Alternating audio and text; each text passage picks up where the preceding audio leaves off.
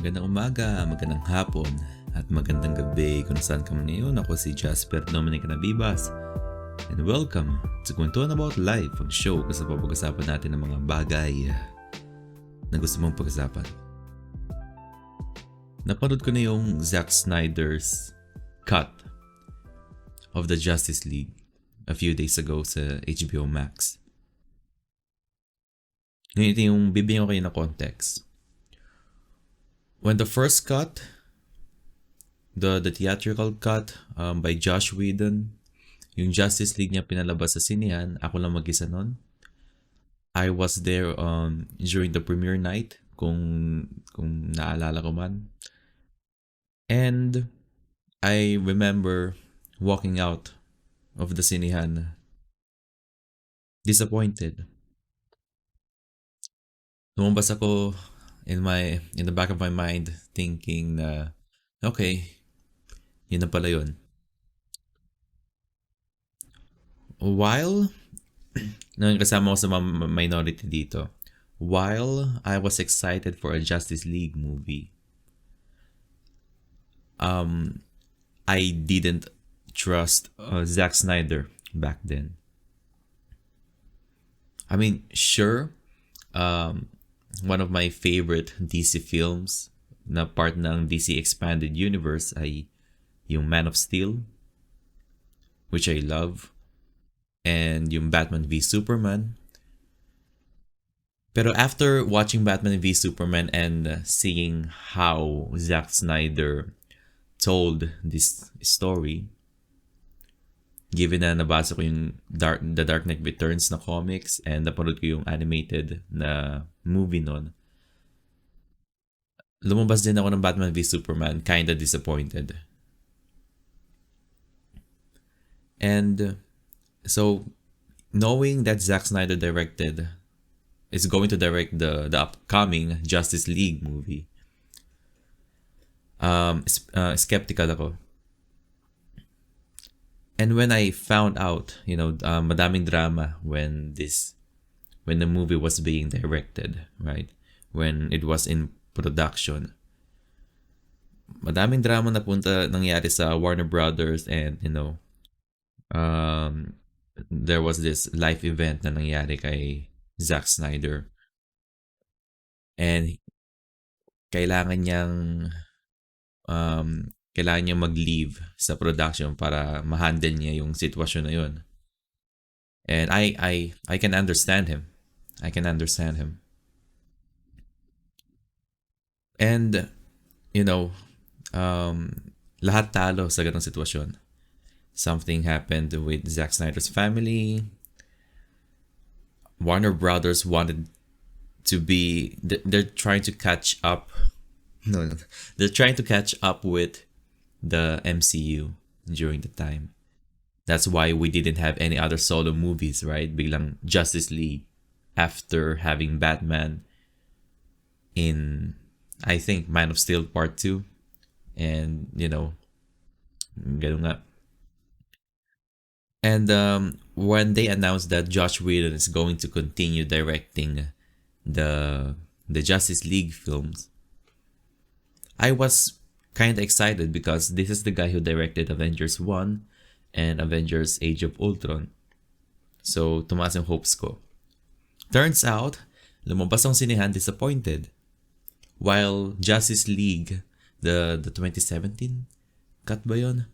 Hindi ko maalam kung kailan pinalabas, pero when the Justice League ay pinalabas, lumabas ang disappointed. Okay, fine, ito na yung movie na yan. I was expecting something better. But it's like 30% of Zack Snyder's film and the other percent is Joss Whedon's film. Sa pagkakaalam ko. And yeah, it was a big change of tone. Kasi mostly when Zack Snyder films, it's the tone is very serious, medyo depressing. That's what we got from Man of Steel. I hope di yun narinig yung ingay sa labas. Sorry about that. And that's what we also got from Batman v Superman. And Justice League was very different. Sure, it's a part of the DC expanded universe, pero iba yung tono niya. It's more kind of lighthearted. They made Batman do jokes. It's a Josh Whedon film,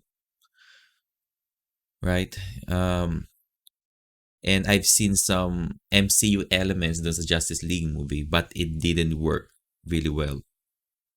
So a few years later, we finally got Zack Snyder's cut of the Justice League. Now, hindi to possible. Hindi to possible na mangyari without HBO Max. Kasi, sinong tao, fine, there will be some people who are willing to watch a movie for 4 hours. Fine. I might be one of those people. Pero the average audience, which is most studios like Warner Brothers are targeting, they wouldn't want to watch a 4-hour long movie. And mas mahirap na rin. Mahirap din kapag 3-hour movie. Mostly ang average runtime ay around 2 hours. Right? So the Zack Snyder Cut will not happen even though kapag let's say walang pandemic, right? Hindi pa rin nila ipapalabas sa sinehan. There might be some limited screening pero hindi ito yung maging big release sa sinehan. And I am very thankful kasi we have HBO Max. We have the streaming service happening right now, the streaming wars. And just like I said before, the streaming wars is hungry for any kind of content.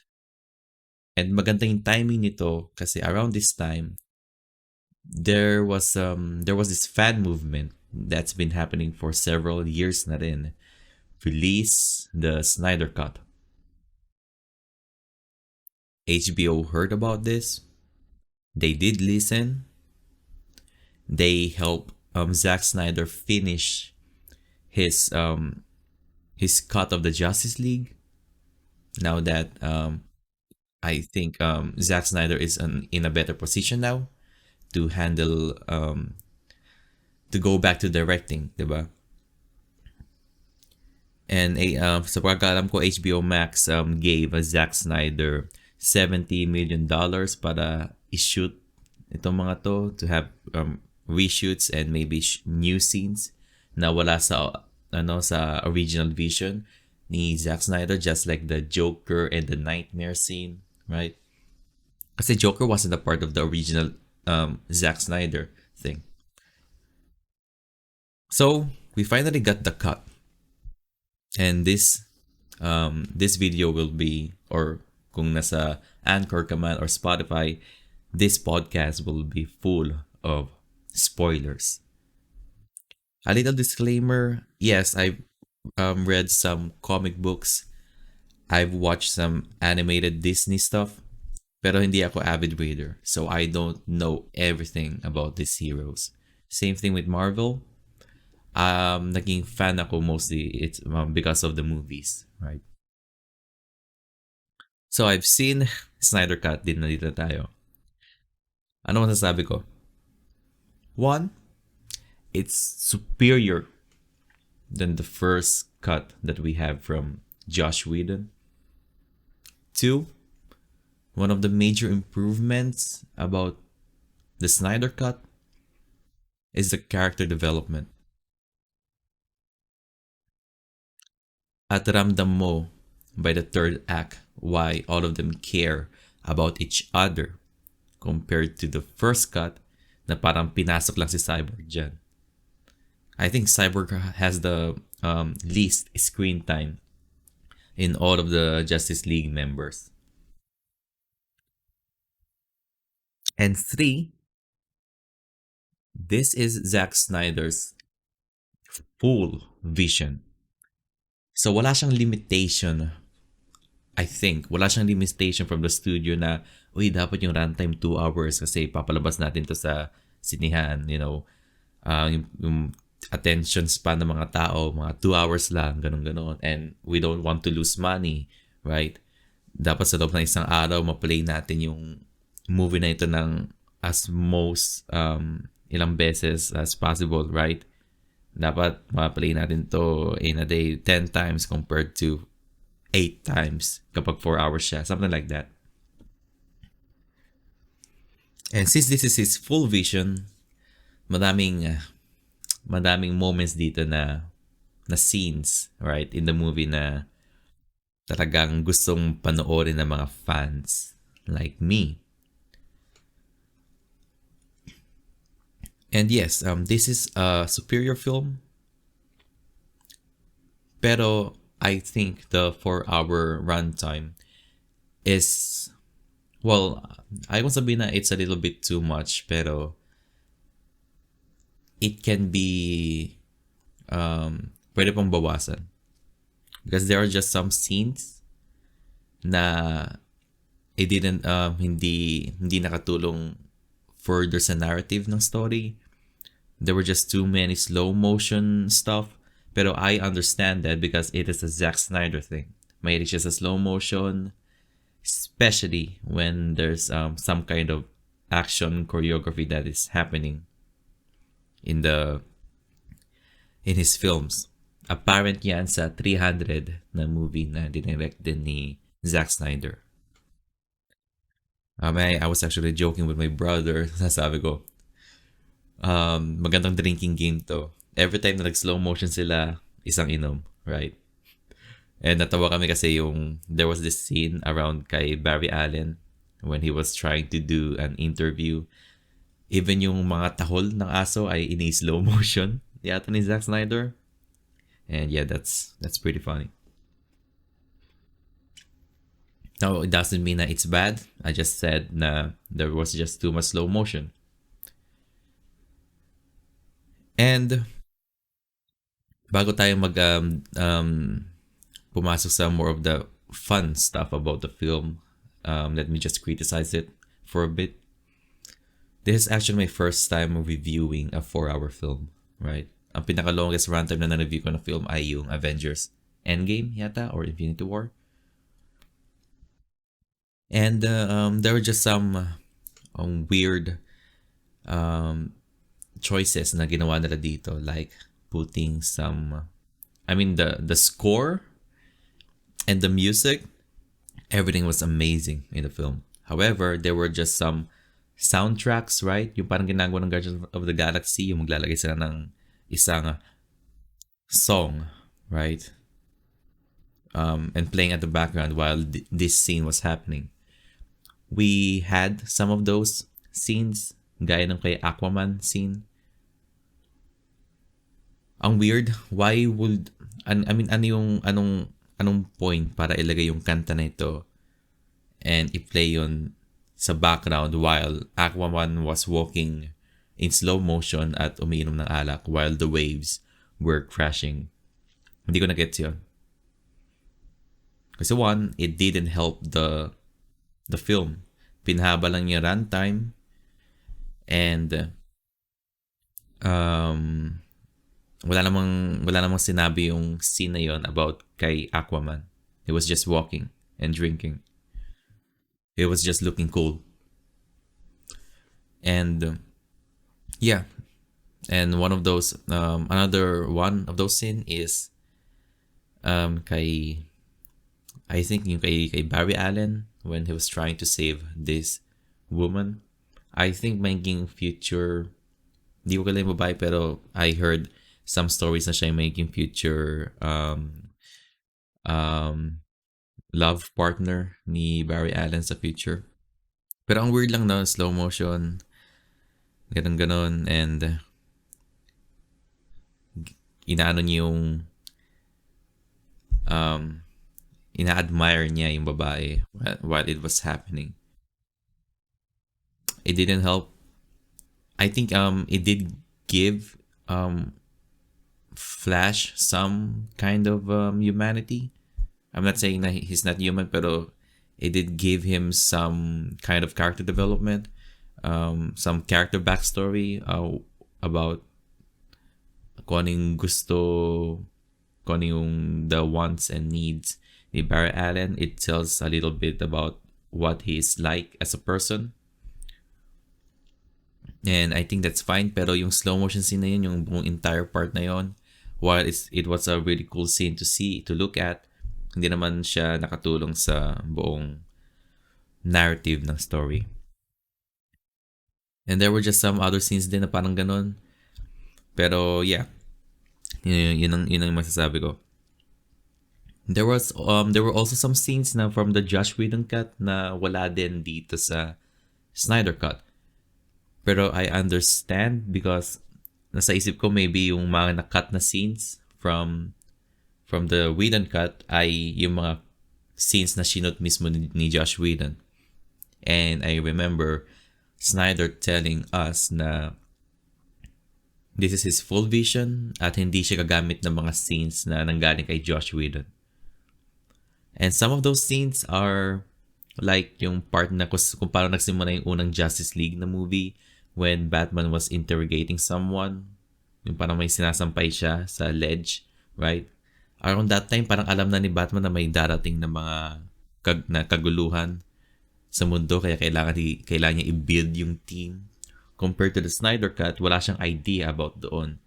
Binibuild lang yung team para lang he just wanted to build the team kasi nga he is one of the reason why Superman died. Since wala na tayong Superman na yung like the granddad of superheroes na yung pinakamalakas sa buong mundo, we need a team na para mapantayan siya, something like that.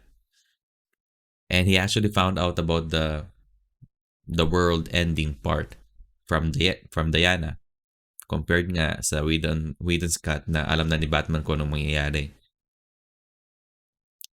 And the other scenes like yung scene na when they were underground, si Batman ay kasi si Flash, fine, he saves people pero he wasn't hindi pa siya naging part ng isang battle.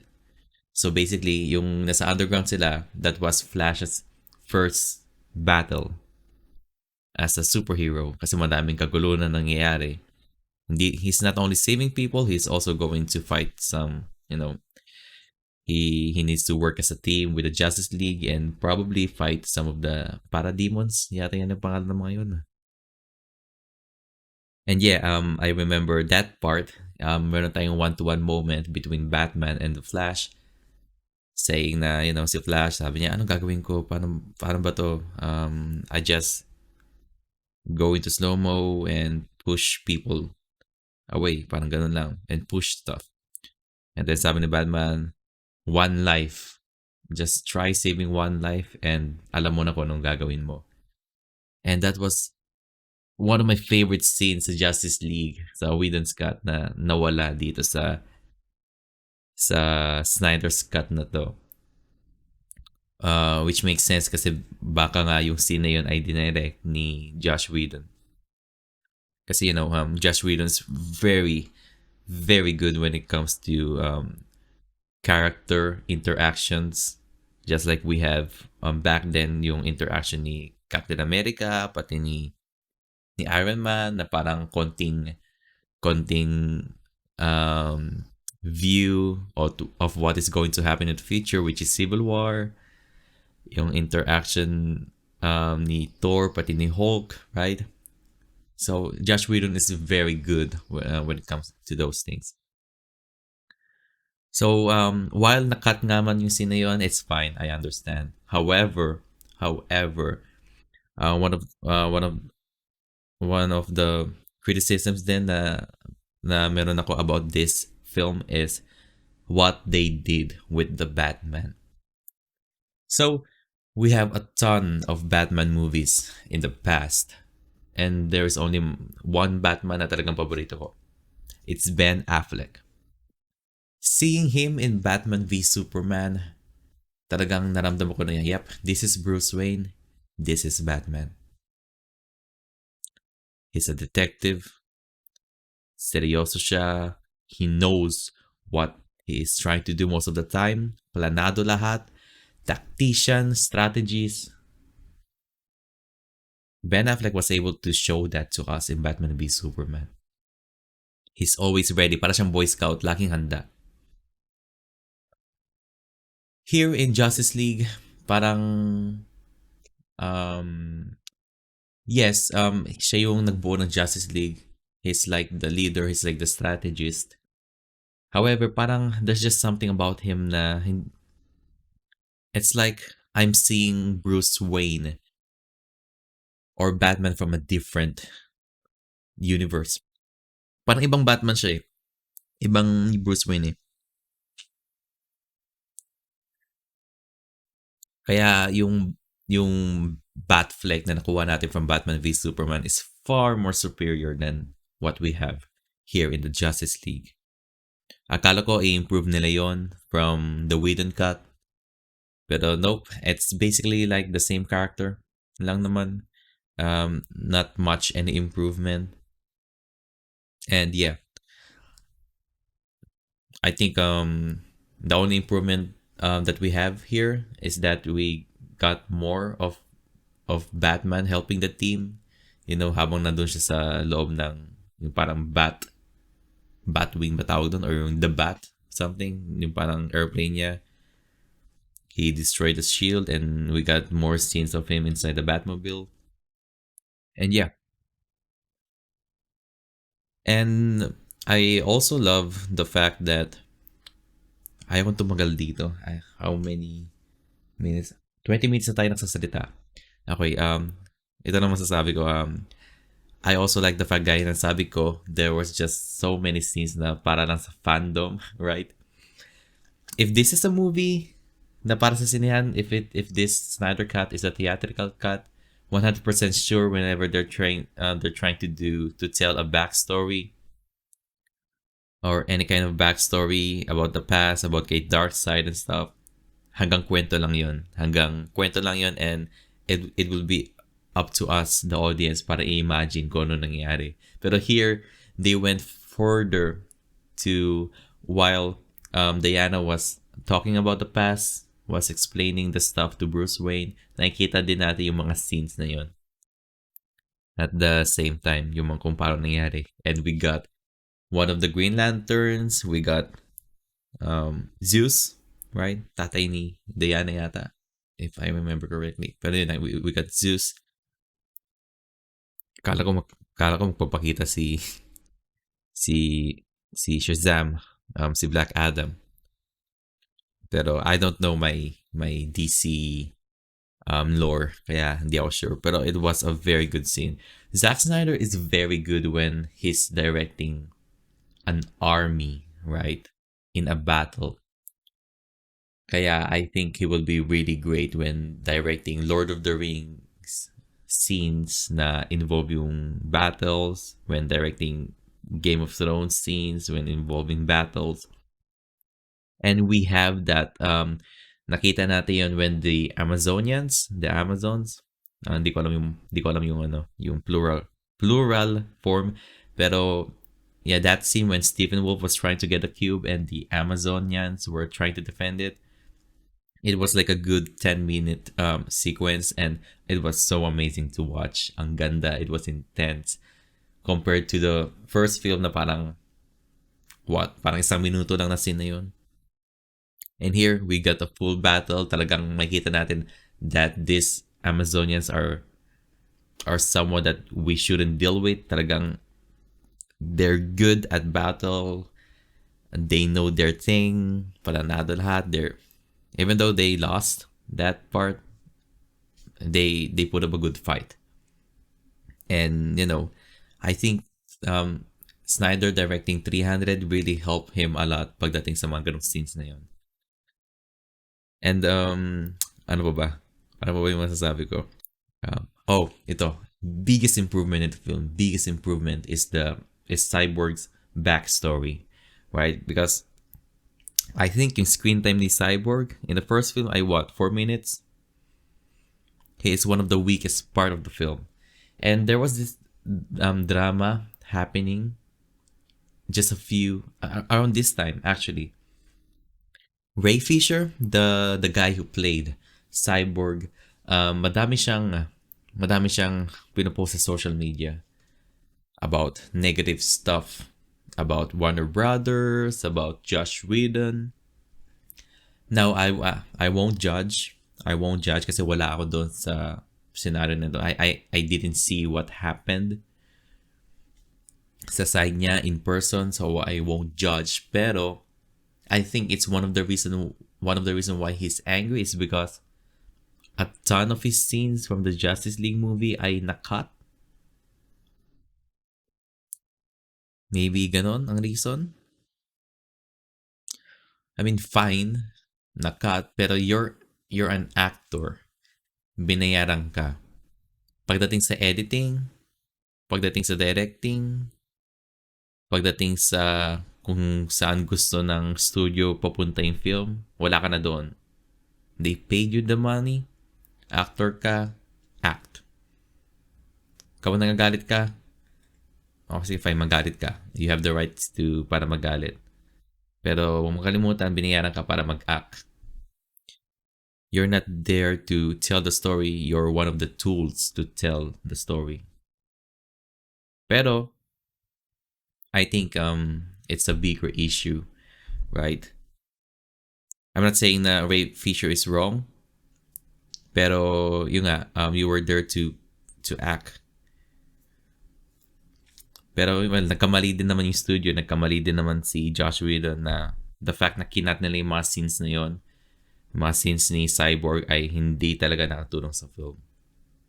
I think na mas remove the jokes, add more scenes about Cyborg, and then I think we'll have a better film overall para sa Whedon's cut. And yeah, a biggest improvement kay Cyborg, I really feel his story, para siyang emo in the first few scenes that we have about him. And then, may tinulungan siyang babae na who was struggling as a mother, and binigyan siya ng pera via ATM. Basically, yeah, fine. Nagnako siya ng pera, basically. Hinak niya yung Pero, it shows na Cyborg has a heart and he's someone that na we can relate to. Same thing they did with the Flash, right? Hindi ko maalala yung mga scenes ni Flash, pero I do remember him talking to his dad on the phone habang nasa preso sila. But hindi ko maalala yung buong scenes eh. Pero I remember back then when I first saw the Whedon cut na si Flash, the highlights about Flash is him being the Spider-Man of the Justice League.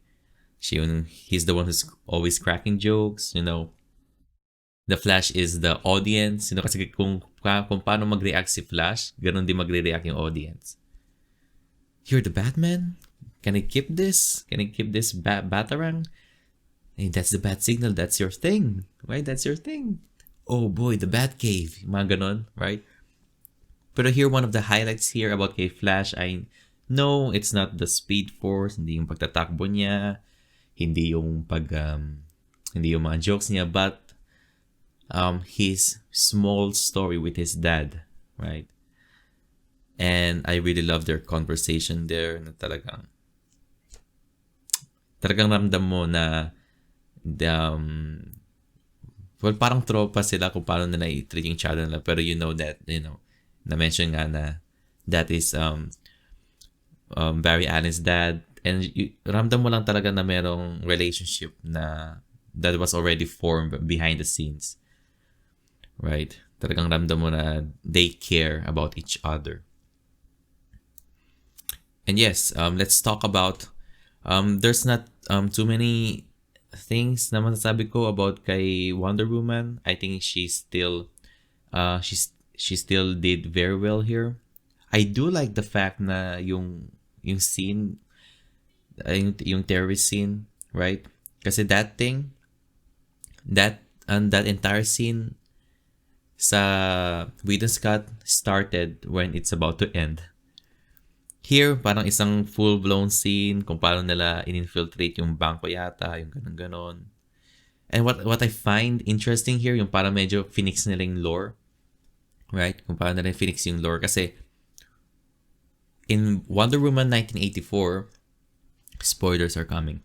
In Wonder Woman 1984, Diana finally flew as the Wonder Woman. She took her first flight. Back then, we always just see Wonder Woman hopping around, jumping around, but here, we saw her finally fly, which is great. However, bakit hindi siya lumipad sa Batman v Superman? Bakit hindi siya lumipad sa Whedon's cut of the Justice League? So parang medyo may continuity error or something about doon. And I think Zack Snyder fixed it in this cut because yung si Wonder Woman, yung nasa yung briefcase, ibabato niya, right? Ang ginawa natin ni Wonder Woman, nag-hop lang siya sa next floor and binato niya ng malakas yung briefcase to the air. Here, parang literal na lumipad si Wonder Woman pataas, given the fact that she can already fly because of 1984. At binato niya yung briefcase pataas. So, that's a good fix that what they did. And I still think one of the best action scenes there ay yung kay Wonder Woman. Yung she's trying to deflect the bullets while saving the crowd. Still one of the best action scenes doon sa Justice League na film. And then let's talk about, we already talked about Batman. Na yun I think na Batman here was underwhelming. Let's talk about Superman. There's nothing much about Superman. The only thing about him is they finally fixed his mouth.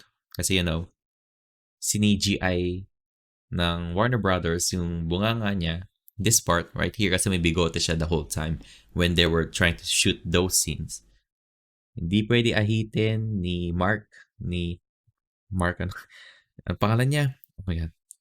Ni Henry Cavill. Hindi niya pwede ahitin to kasi he signed a contract na dapat meron siyang bigote right here para sa movie niya na Fallout something. Fallout ba? Mission Impossible Fallout. Ganun yata. Kasi isa siya sa mga kalaban doon yata. I don't know. Hindi ko pa napapanood yung Mission Impossible series. Anyways, yung Superman from the Whedon cut ay basically the same Superman here sa Snyder's cut. Nothing significant about him. The only major change sa kanya ay he's now wearing the black costume. Ang hindi ko lang mag-guess dito, okay, I'm going to nitpick, okay? Fine, this is Snyder's full vision. Ito yung gusto niya mangyari. But I'm just going to nitpick a little bit. When he was inside the Fortress of Solitude ba yun? Hindi ko alam. Pero yung ship ni Superman, he was looking at his wardrobe, yung mga costumes niya, and he went past his normal costume, which is the red, blue costume. And I don't know why he went past it and sinuot niya yung black na costume. I don't know the reason for that. Hindi man in-explain kung bakit niya sinuot yung black costume. Well, maybe because sa isip niya, ang ganda nito, suotin ko naman to this time. Fine, we can say that. Yung parang mood lang niya na magsuot ng itim. Yung parang, ang ganda pala ng itim na costume. Tignan mo yung kay Batman, bagay na bagay sa kanya. So let's just say na suotin ko kaya yung black costume ko, right? Fine. Pero I think it will help around that scene kasi Jor-El, yung tatay niya, nagsasalita sa kanya, right? Nagsasalita sa kanya, ganyan. What if, right? What if i-hire nila si Russell Crowe for one line? What if ito sinabi ni Russell Crowe? Every time Kryptonians go to war, we were black. And boom. There's a narrative reason na kung bakit niya suot-suot yung itim na costume. He's wearing it because he's going to war with the Justice League against Stephen Wolf. Diba? Huge difference. Pero we didn't have that. Sinabi lang ni Jor-El, be the hope, be the symbol, blah, blah, blah. And it's kinda parang ironic lang. Maging hope ka, maging symbol ka. And whenever I think of those stuff, it's all about colors and stuff. Pero he just decided to wear black. And black is, kind of depressing. But I don't know. It's just a nitpick. So again, basically the entire film, ito yung nasabi ko. People will say na this is basically the same film. No, it's not. It's not the same film. This is a way different film. It has the same story. Same kind of story beats, fine. Same structure, fine. Pero it's a whole different film. Whole different film. And then, yeah. I would give it a rating. I'm going to give it a... Sana hindi nyo narinig yung chan ko kumulo. Ginugutom na ako, di pa kumakain. I'm going to give it a solid 7.5 out of 10. It's a very good film. It's solid. Ngayon, other people will think na, oh, 7 yung score mo. Bakit mo binigyan 7? You don't like the film? No, I like the film. It's just that we live in a world of tens and zeros, right? It's either you like the film or you don't like the film. I like the film, but I'm going to give it a 7 because of the reasons I explained. And yeah, it's a 7 for me. 7.5, 7. Mga ganun yung mga score. And since I already given the score, let's just talk about the other stuff about the film na hopefully will come into fruition in the future because bitin siya, right? Guys, bitin yung film na to. I want more out of it. Yes, it's 4 hours, pero what I mean, I want more movies from the Snyderverse. Because this film gave me hope. Pagdating kay Zack Snyder. It gave me hope.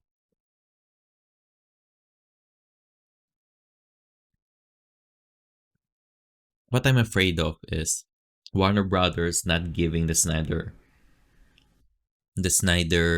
universe another chance. Kasi binago na nila yung parang name ng cinematic universe nila eh. Dati it was the DC expanded universe. Now, sorry. It's the worlds of DC, which means their future movies doesn't have to be connected to the DC expanded universe. It can be movies na from different universes. That's why we have Joker. Right? Joker yung si... Nalimutan mo pangalan nila. Yung nanalo ng... Yung na-nominate sa Oscars. Joker, one of the best DC films for me. And yun nga. I just hope na Snyder, there's a new fan movement na. Restore the Snyderverse. I hope na mangyari yun. And we'll see, what the future brings. The future answers questions, right? Kasi I want to see more of this Martian, the Martian Manhunter. Kasi nandun siya. It's funny, right? Nangyaring kaguluhan na yon, yung about kay Stephen Wolf, uniting the mother boxes. And then, a few days later, the Martian Manhunter decided to, okay, tutulong na ako. Nasaan ka yung nagkakagulo? Right? Nasaan ka yung kaming lahat nagtutulungan pa rin, Anyways, nitpick lang yun. And, gusto ko makita yung apocalypse na yun, or the nightmare scene. Basically, that's not a nightmare. It will happen in the future, diba? And the character designs for the future scenes is amazing. Especially yung kay Batman. I just love seeing Batman with a trench coat. There's just something about him. And then we see Flash, yung Flash na may bigote at yung merong That was the Flash from Batman v Superman, yung nagpakita siya kay Bruce Wayne. When he was trying to warn Bruce Wayne about Lois Lane. Lois is the key. Because, probably the death of Lois Lane will be the reason why Superman will go bad and will be a pawn of Darkseid. I just wanted to see that scene come to fruition. Hopefully someday. I hope. Kung di nyo man ipapalabas sa sinema, ipalabas sa HBO Max. Ngayon, Warner Brothers, makinig kayo sa fans nyo. Kayo din ang reason kung bakit pumali yung Justice League. Kung bakit hindi siya I mean, it's a Justice League film. Dapat meron ng $1 billion sa box office yan. Pero hindi. Hindi sila nakakuha ng $1 billion. It's because of Warner Brothers. You guys didn't market it properly. And you brought in Josh Whedon to finish the film. You know. Pero thank you though for giving us the Snyder Cut. So I hope you'll give us the Snyderverse back because I wanted to see the story get finished. Knowing that Wonder Woman is now dead, Aquaman is now dead. I'm so excited, but I'm also so very skeptical at the same time. Now, let's talk about the other part of this podcast. Nagpost ako sa Facebook talking about the implications of the Snyder Cut para sa future DC films, which is right now yun yung pinag-usapan natin ngayon, right? Hopefully nga magkaroon ng may balik yung Snyderverse given that there's another fan movement about it. We will see kung ano yung maging strategy ng Warner Brothers. Pero just like I said earlier, we are in the streaming wars right now. And Netflix, HBO Max, Disney Plus, Paramount Plus, Amazon Prime, gutom sila for any kind of content. That's why HBO Max agreed to give Snyder $70 million para tapusin yung Snyder Cut para meron silang bagong content sa HBO Max platform nila, which is still new. Nilabas lang to yata last year. And they will always look for any kind of content para mabigyan yung mga tao ng reason kung bakit kailangan nila mag-subscribe dito. That's why HBO is also doing a spin-off of Game of Thrones. Kasi they wanted malaki kasi yung malaking fandom ng Game of Thrones which means malaki din yung pera na pwede nating ibigay sa kanila, right? That's why they will keep on. I swear they will keep on making Game of Thrones series hanggang sa they are going to milk the series, which is fine, which is completely fine. Kasi I want more Game of Thrones content. Same thing with Disney Plus. Itong December lang of last year, in-announce ng Disney Plus na we're also going to get new MCU series, right? Ngayon, we've already seen WandaVision. And yung nasa streaming ngayon, yung airing ngayon ay yung Falcon and the Winter Soldier. And we still have upcoming series this year alone. We got Loki. We got Hawkeye. And in the future, they're going to make a Moon Knight series. They're going to make Miss Marvel. They're going to make Armor Wars. So the future is bright for Disney Plus. The future is bright. The same thing with Star Wars. We're going to get Star Wars series then for Disney Plus, gaya ng The Acolyte, which will be focusing about a dark side user during the High Republic of Star Wars. Kaya super excited ako. Super duper excited ako. More content is better para sa akin. We win. The fans win. The audience win. Fine, we're spending money for those things, but those are the things that I want to spend my money on, right? And we're also going to get the Book of Boba Fett, which is coming this year, yata sa December. It's also the reason why we have why we finally got Avatar Studios. Now, one of my favorite TV shows in the world. It's not a live action TV show. No. I think number one para sa akin is it's going to be a series. Magdadaya ako. Pero my number one TV show of all time is Avatar The Last Airbender and Legend of Korra. Ngayon, to scratch my Avatar itch, nagbabasa ako ng mga comic books na nilabas yata ng Dark Horse Comics. And now, knowing that we have Avatar Studios, thanks to Paramount Plus, kasi gusto nila ng content,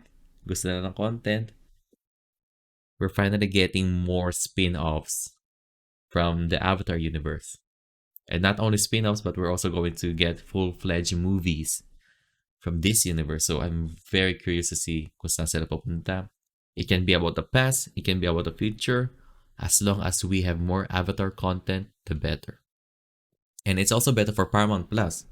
You know, alam nila yung malaking fandom ng Avatar. They have this carrot on a stick para sa atin na hey guys, we have Avatar here. We have Avatar content. Subscribe to our streaming service sa Magandang channel. And same thing with Amazon Prime Video. We have, upcoming the Lord of the Rings TV show. Kasi, they saw how successful Game of Thrones was. So Amazon Prime was like, okay guys, we have our own Game of Thrones. It's Lord of the Rings. Subscribe to us. Netflix, same thing. We have another Avatar live action series coming in. We have The Witcher season 2. Super exciting. So everyone is winning. Everyone is winning. You can just kapag natapos mo na yung pinapanood mo, you can just, subscribe out of their streaming service and move to a different streaming service. And now let's talk about the future is bright for the streaming wars, for us fans, more content, more fandom. And now let's discuss about the power of fandom when it comes to movements, right? Snyder Cut would not happen without the Snyder Cut movement, without the release the Snyder Cut movement. Isa sa mga malaking tulong dito, isa sa mga nagpa-push forward nito ay yung of course yung mga die-hard DC fans that wanted to see a proper Justice League movie. Kasi they saw the Whedon cut at alam nila there's just so much potential doon. So they wanted to see Zack's vision of it. That's why they decided to release petitions. They use their own money to market the movement. Makita mo sa New York City Broadway yung mga advertisement na release the Snyder Cut. Even the cast, right? Si Wonder Woman, si Ray Fisher, si Ben Affleck, they were behind the fan movement too. They also released the Snyder Cut sa Twitter, sa Twitter accounts nila. And then we finally got HBO's attention. We got the movie. One more example of this was when pinalabas yung Sonic the Hedgehog trailer, the first trailer, and we saw how hideous Sonic's design was. So, people hated it. They were very noisy. Nakita to ng Paramount ba to? Paramount ba yung gumawa ng studio nito? Nakita ng Paramount siguro. At we heard you. Babaguhin namin character design. I-delay namin yung movie. At mag-focus kami sa character design of Sonic. And then everybody cheered. Actually, bago pinabas yung trailer, there were already leaked posters of the character design of Sonic the Hedgehog. And my first impressions was, oh my lord, ang pangit nito. Parang it reminded me a ton of the Teenage Mutant Ninja Turtles live action movie na yung character design nun ay sobrang pangit din. Fine, they're turtles, pero at least maybe try to make it look good, the same as the animated series. Pero yun. So it's just crazy how powerful the power of fandom is. Right now, there is this kind of movement that they wanted to see a Spider-Verse happening for Spider-Man No Way Home. I don't know if it will come to fruition, pero I just don't know. Fine, we live in a world where Alfred Molina is back as Dr. Octopus, and he's from the Sam Raimi universe of Spider-Man. And we have Jamie Foxx as Electro. Again, babalik siya para sa Spider-Man No Way Home. And he came from a movie that was really, really bad. Right? Kasi usually, mga studios na sa patingin nila, oh, that movie was bad, wala na tayong kinalaman dyan. Let's forget about it. But they decided na, hey, alam mo yung Electro na yon from that bad Spider-Man movie? Ibalik natin siya. Ibalik natin siya for this new Spider-Man film. And it happens. And there's just so many potential na magiging multiverse, about multiverse tong Spider-Man 3 na to. Fine, it says about, I mean, we have like multiverse characters, right? Why would they hire Alfred Molina and Jamie Foxx from their own respective universe? Kung di ka gagawa ng film about the multiverse and stuff, why will you title your Spider-Man film No Way Home? It will make fans think about theories. No Way Home, ay, oh my God, hindi siya makabalik sa MCU. May stuck siya sa Sonyverse. Mga ganon. Oh boy. We still don't have any confirmations, pero ang daming rumors na. We have Tobey Maguire back and Andrew Garfield back, and I understand why the fans are thinking like that. Even ako napapaisip din. Pero we'll never know. We'll never know. So I think that's it, guys. Thanks for watching and thanks for listening to my podcast. For more of these discussions, just please, kung may topics kayo, just send me a private message or mag-comment kayo kahit saan. Just let me know and I will try to talk about it. This is basically, we're already 52 minutes in the show. And again, thanks for watching. I know na bala ko actually for this show is to release new episodes every week, pero I've been busy at school, I've been busy at work, and the Snyder cut is just something that I really want to talk about kasi with that yung topic ng Snyderverse, under it there's just so many subtopics din na pwede natin pag-usapan, so pinagsama ko siya sa buong episode na to. So again, thanks for watching, thanks for listening. Subscribe to my Giga channel. Search nyo lang Jasper Dominic N or search nyo Jasper 561996. And this podcast is also available on Spotify, on Anchor, and on your favorite podcast streaming of choice. And if you're in a website, just go to anchor.fm/kwentuhan. Again, thanks for watching, thanks for listening, and thank you kung umabot ka sa part ng podcast na ito. And yes, please wash your hands and take care. Goodbye. Till next time, guys.